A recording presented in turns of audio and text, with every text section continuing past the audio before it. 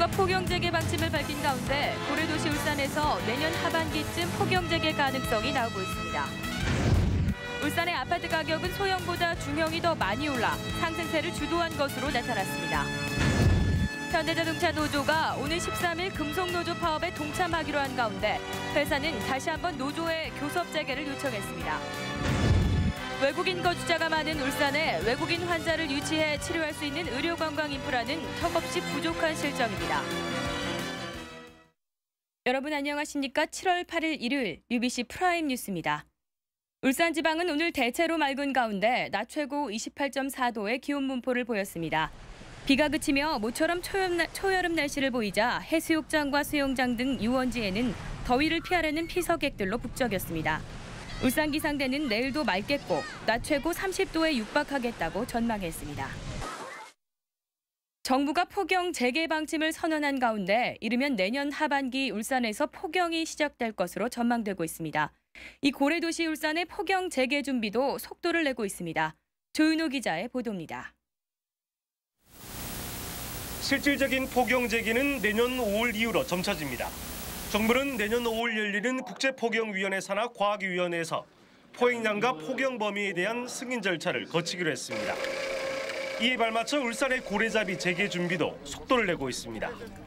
남구청은 오는 2014년 6월 완공될 현재 해양경찰서 부지에 고래 해치상 건립을 추진하고 있습니다. 위생처리장과 DNA 분석실을 갖추고 고래 해체 후 부산물 유통까지 도맡을 계획입니다. 국제폭염위원회 보고서에 따르면 회원국의 규정 위반 사건 23건 가운데 울산 앞바다 등 우리나라 근처 해역에서 발생한 건수는 모두 21건. 남구청은 이 같은 고래 해치상을 통한 합법적인 유통이 만연된 불법 포획을 줄이는 데 기여할 것으로 보고 있습니다. 우리가 허가받은 배들이 불법으로 저 배는 불법으로 지금 고래 잡고 있다는 걸 금방 우리는 알 수가 있습니다. 그래서 오히려 허가를 내주면서 고래를 더 보호할 수 있다. 이에 따라 내년까지 정부와 협의해 최대 5척의 포경선을 구입할 예정입니다.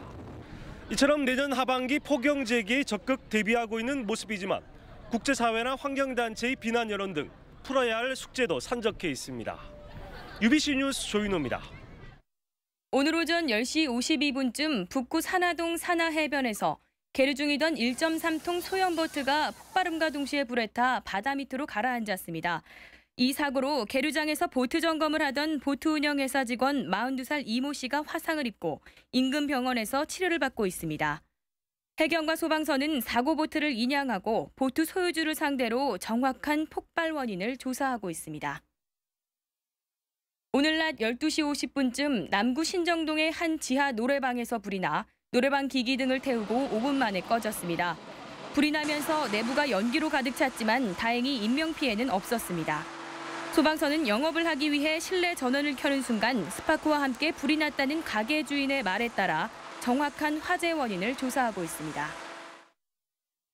전국 최고치인 울산 지역의 아파트 가격 상승세는 그동안 20평형 미만의 소형이 주도한 것으로 알려졌는데요. 실제로는 수급 불균형으로 인해 30평형 전후의 중형의 상승폭이 더 크다고 합니다. 보도에 서영만 기자입니다. 20, 30대 평형이 대부분인 북구 지역 한 아파트 단지입니다. 비수기를 맞아 거래는 뜸하지만 32평형대의 매매 가격이 상반기에 2천만 원가량 뛰었습니다. 실평수 18평 이하의 소형의 경우 문의는 많지만 가격은 강보합세에 그치고 있습니다. 20평형대가 작년에 비해서 많이 올랐는데 30평형대는 한 3분의 2 수준 올랐다가 지금 시점에서는 오름폭이 비슷해요. 실제 지난 1년간 20평형 미만의 소형 아파트 값은 14.6% 상승에 그친 반면에 30평형 안팎의 중형은 24% 넘게 올랐습니다. 지난해 소형의 인허가 증가세가 중형에 비해 무려 6배가량 높을 정도로 수급 불균형이 심했기 때문입니다. 소형의 경우 공급이 늘면서 상승 압력이 크게 둔화됐지만 공급이 적은 중형에서 가격이 오르는 풍선 효과가 빚어지고 있는 겁니다. 결국 분양시장은 소형이, 매매시장은 중형이 주도하는 셈입니다. 중대형의 아파트들이 오히려 공급 부족 현상이 일어날 것이다. 따라서 지금의 선투자의 개념으로 30평대나 40평대를 선호하는 계층이 굉장히 좀 많이 늘고 있습니다. 현재는 중대형을 중심으로 미분양이 많아 수급에 큰 차질이 없지만 2, 3년 뒤면 중대형에서 공급 부족 현상이 빚어질 것이란 우려입니다. UBC 뉴스 서영만입니다. 지난 6일 화물연대 사무실을 압수수색한 경찰이 연쇄방화와 화물연대 연관성을 밝히는 데 어려움을 겪고 있습니다. 경찰은 압수품 90여 점을 분석하고 있지만 컴퓨터 본체가 없거나 컴퓨터 본체에 하드디스크가 없는 등 사전에 압수수색에 대비한 정황이 보인다고 밝혔습니다. 하지만 경찰은 압수 물품을 정밀 분석하고 국과수의 방화 사건 현장 장애물 분석이 나오는 대로 연쇄 방화 사건과 화물연대와의 연관성을 면밀히 수사할 계획이라고 밝혔습니다. 현대자동차 노조가 오는 13일 금속노조의 4시간 부분 파업에 동참할 것으로 예상되는 가운데 회사는 다시 한번 노조의 교섭 재개를 요청했습니다. 윤갑한 현대자동차 대표이사는 임직원에게 보낸 가정통신문을 통해 최대 쟁점인 주간 연속 2교대는 논의조차 못 해본 상태에서 노조가 파업에 왜 들어갔는지 안타깝다며 교섭을 통해 합리적인 결과를 도출하자고 밝혔습니다. 이에 대해 노조는 내일 쟁의대책위원회를 열어 교섭 재개를 논의하기로 했지만 일단 13일 금속노조 파업에는 동참한다는 방침입니다. 원자력 안전위원회의 고리로기 재가동 승인과 관련해 정부와 한국수력원자력의 설득 작업이 계속됩니다. 한수원은 내일 고리본부 회의실에서 원자력 안전기술위원과 민간특별점검위원 그리고 학계 전문가들이 참석한 가운데 고리로기 안전점검 결과와 압력용기 건전성에 대한 공개 토론회를 갖습니다. 또 모레는 고리본부에서 울주군 서생면과 부산시 기장군 주민들을 초청해 고리로기 비상디젤 발전기 운용과 안전 개선 대책 설명회를 가질 예정입니다. 해외 환자 유치 의료기관은 외국인을 전문적으로 진료하는 의료관광 특화병원입니다. 그런데 울산의 해외 환자 유치 의료기관 대부분이 개인 병원이어서 전문적인 진료를 위해서는 전문 병원과의 연계가 시급하다는 지적입니다. 이정환 기자가 보도합니다. 남구의 굿모닝 병원입니다. 이 병원에선 베트남에서 찾아온 환자들이 관절 수술을 받는 등 외국인 환자가 크게 늘고 있습니다. 이에 따라 이 병원은 최근 보건복지부의 해외 환자 유치 의료기관으로 등록했습니다. 외국인 치료에 대한 우리가 좀 심려를 기울이고 거기에 대한 의료 인프라를 좀 구축해야 된다는 그런 의미에서 저희들이 그 외국인 진료기관으로 승인받게 되었습니다. 순수하게 진료를 위해 울산을 찾은 외국인 환자는 지난 2009년 43명에 불과했지만 지난해에는 614명으로 150%나 늘어났습니다. 하지만 울산 지역의 해외 환자 유치 의료기관 23곳 가운데 대부분이 성형외과와 피부과 등 미용 목적의 병원이고 병원급은 울산대학교 병원과 굿모닝 병원 등 3곳뿐입니다.